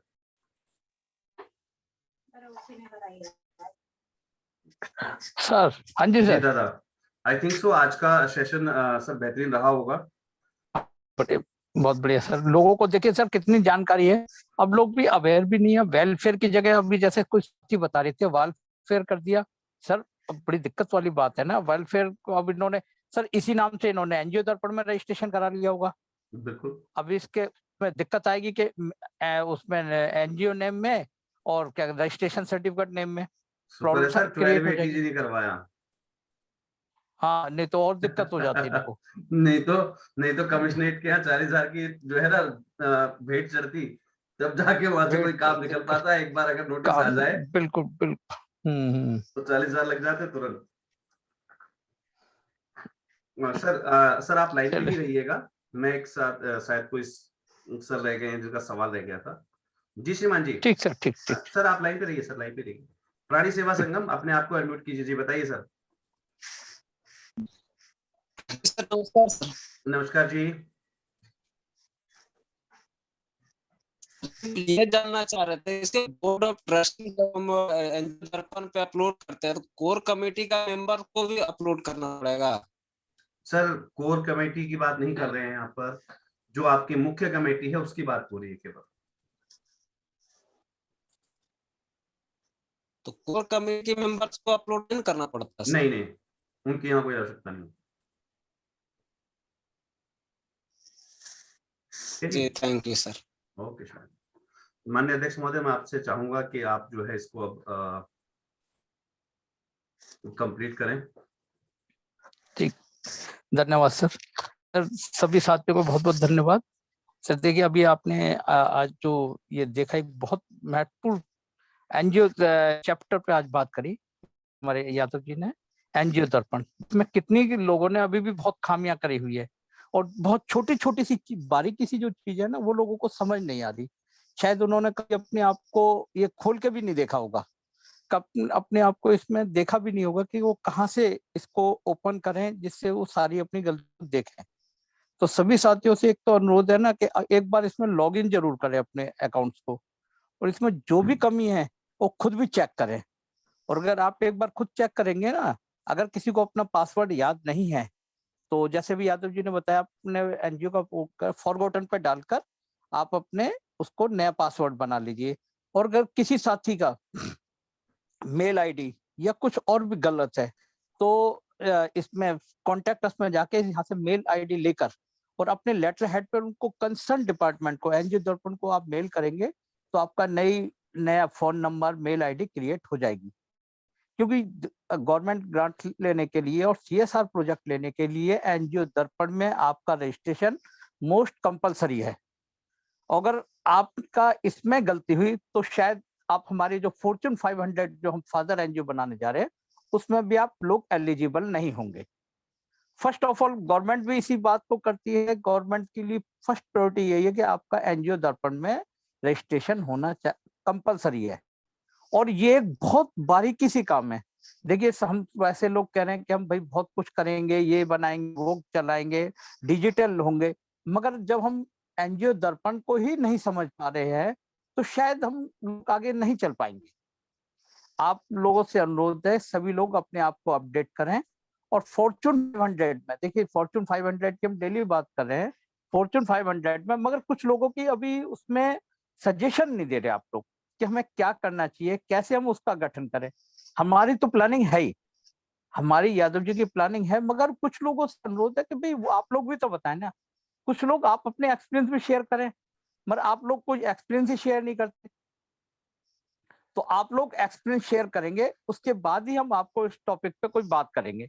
यादव जी सही है ना, क्योंकि अभी कुछ एक्सपीरियंस कुछ अब आपने सुना, आपने पढ़ा, बता दिया, मैंने देखा, मैंने मेहनत करी, पढ़ा और बता दिया। अब इधर से कोई रेस्पॉन्स ही नहीं आएगा तो सर ये माफी चाहूंगा, ये भागवत कथा तो नहीं हो रही सर। सभी साथियों से मैं माफी चाहूंगा। मैंने बताया तो था दादा इनको कि जितने भी संस्थाओं ने टास्क किए थे उसमें से सिर्फ 2 संस्थाओं के नाम सेलेक्ट हुए, यानी कि टास्क सबने किया है, अच्छा किया है, लेकिन उतना अच्छा नहीं कर पाए कि हम फॉर्च्यून 500 की लिस्ट में उनको जोड़ सके। सर देखिए, आज मैं सुधारेंगे। सर देखिए, आज जो रोड सेफ्टी एडवोकेसी के लोग जो प्रोग्राम कर रहे थे, अब देखिए सर बहुत अच्छा लोगों ने, सभी का काम बहुत अच्छा है, मगर शायद सर हमें पता है रोड एडवोकेसी का प्रोग्राम चल रहा है, रोड सेफ्टी का, मगर इन फोटो को आप मिनिस्ट्री में सबमिट करोगे तो लगेगा कि ये रोड सेफ्टी का प्रोग्राम कर रहे हैं। बिल्कुल। अब कहीं हम फोटो खींच रहे हैं, पीछे बैनर है बैकड्रॉप पे, उसमें बैनर में हमारा नाम नहीं आ रहा। हम फोटो खींचते समय ये तो देखें किसी की फोटो आ रही है नहीं, हमारा बैनर पे नाम तो आना चाहिए, संस्था का नाम तो वहां दिखना चाहिए एटलीस्ट फोटो में। सर संस्था का नाम दिखना चाहिए। अगर हम किसी को चलते फिरते बात कर रहे हैं तो ये हो सकता है हम किसी को गाड़ी रोक के बात कर रहे हैं। सर ऑथेंटिसिटी नहीं आ पाएगी। फोटोज की ऑथेंटिसिटी बिल्कुल नहीं दे पा रहे हैं, ये कमी बहुत ज्यादा नोट की गई। इवन देन एक काफी सारी ग्रांट एप्लीकेशन में मांगा जाता है एनजीओ दर्पण का आप जो है अटेस्टेड कॉपी सबमिट करें। काफी लोग क्या करते हैं, वो जो मैन मेड सर्टिफिकेट टाइप नहीं होता जो मोस्टली कंसल्टेंट बना के दे देते हैं, उसको लगा देते हैं वो लोग, जबकि वो नहीं लगाना होता है। मैं यहाँ पर आपको एक बार स्क्रीन पर दिखा देता हूँ, स्क्रीन शेयर चल रही है सर, मैं थोड़ा सा समय लूंगा बीच में आपका। हाँ, नहीं, श्योर। सर्च एनजीओस पे क्लिक कीजिए, यहाँ पर देखिए स्क्रीन पर आपको दिख रहा होगा, सर्च एनजीओस पे क्लिक कीजिए। यहाँ पर आप डायरेक्टली चाहें तो अपने, जैसे यहाँ पर जो है ऑप्शंस दिए गए हैं आपको स्टेट डिस्ट्रिक्ट वगैरह सेलेक्ट करने के, लेकिन आप चाहें तो डायरेक्टली यहाँ पर अपनी यूनिक आईडी डालकर और इसको सर्च जैसे ही करेंगे आप अपनी एनजीओ को, तो जो आपके पास लिस्ट निकल के आती है, मैं आपको यहाँ पर शो आउट कर देता हूं एक बार। मैं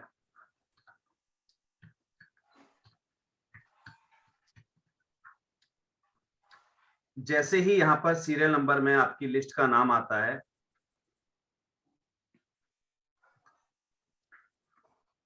यहां पर जैसे आप क्लिक करेंगे, इस नाम के ऊपर ध्यान दीजिएगा, यहाँ पर लिंक बना हुआ है, इस नाम के ऊपर जैसे आप क्लिक करते हैं तो इस टाइप का एक फॉर्मेट आपके पास निकल के आ जाता है। इस फॉर्मेट को प्रिंट करना होता है आपको, इसको सील साइन करना होता है, इस चीज का ध्यान रखिएगा। बाकी कोई सर्टिफिकेट एनजीओ दर्पण के लिए नहीं चलता, कोई भी अदर सर्टिफिकेट वैलिड नहीं है एनजीओ दर्पण के लिए, इस बात का बखूबी रूप से ध्यान दीजिएगा सभी। चलिए मैं अपनी बात यहीं पर स्टॉप कर रहा हूं, मान्यवर अपनी बात को कंटिन्यू कीजिएगा प्लीज।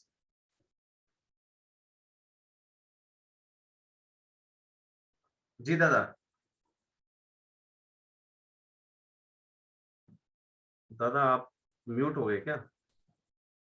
दादा अनम्यूट कर लीजिए अपने आप को।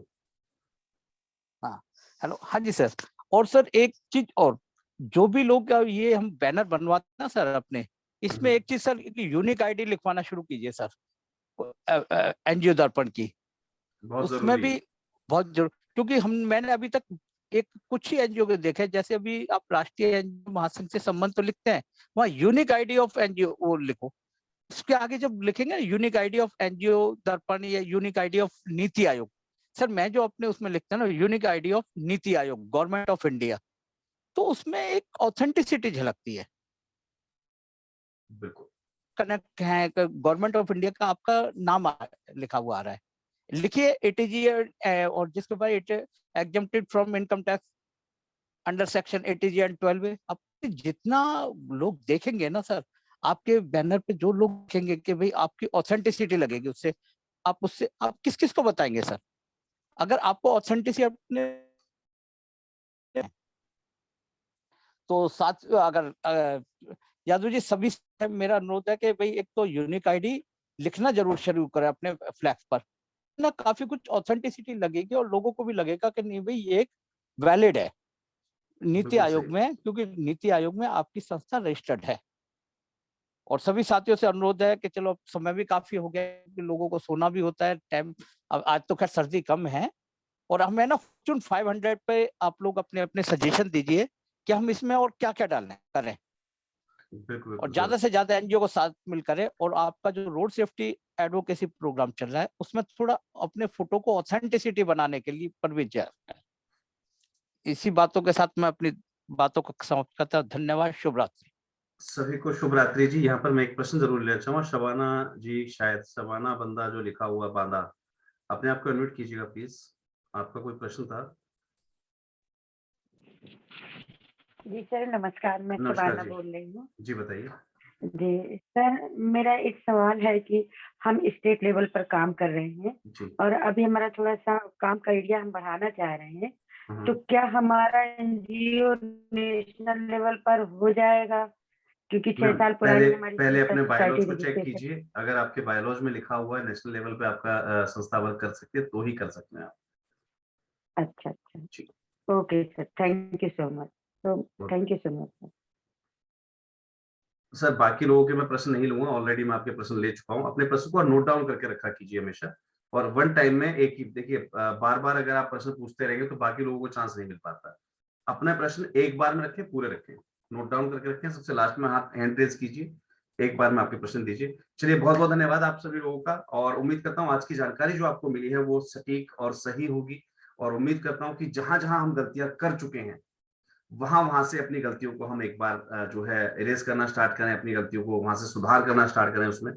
तो इसी शुभकामनाओं के साथ आप सभी लोगों को नमस्कार। अब अपने आप को आप अनम्यूट कर सकते हैं और वन बाय वन आप जो है लेफ्ट हो सकते हैं। Thank you. Good night sir. Good night. Thank you sir, good night. Good night जी। राधे राधे दादा। राधे राधे जी, धन्यवाद। सर आपके साथ बहुत अच्छा लगा। थैंक यू सर जी। बहुत बहुत बहुत वैल्यूबल जानकारी Thank you, दी आज। sir. बहुत Good बहुत धन्यवाद। Good night thank you sir. दादा, थैंक यू। सर Good मैं night, प्रोजेक्ट आईडी के लिए मैं सॉल्व हो गया, बहुत अच्छा। बहुत बहुत धन्यवाद। राधे राधे दादा, Radhe Radhe. Radhe Radhe ji, thank you sir. धन्यवाद जी। Thank you sir.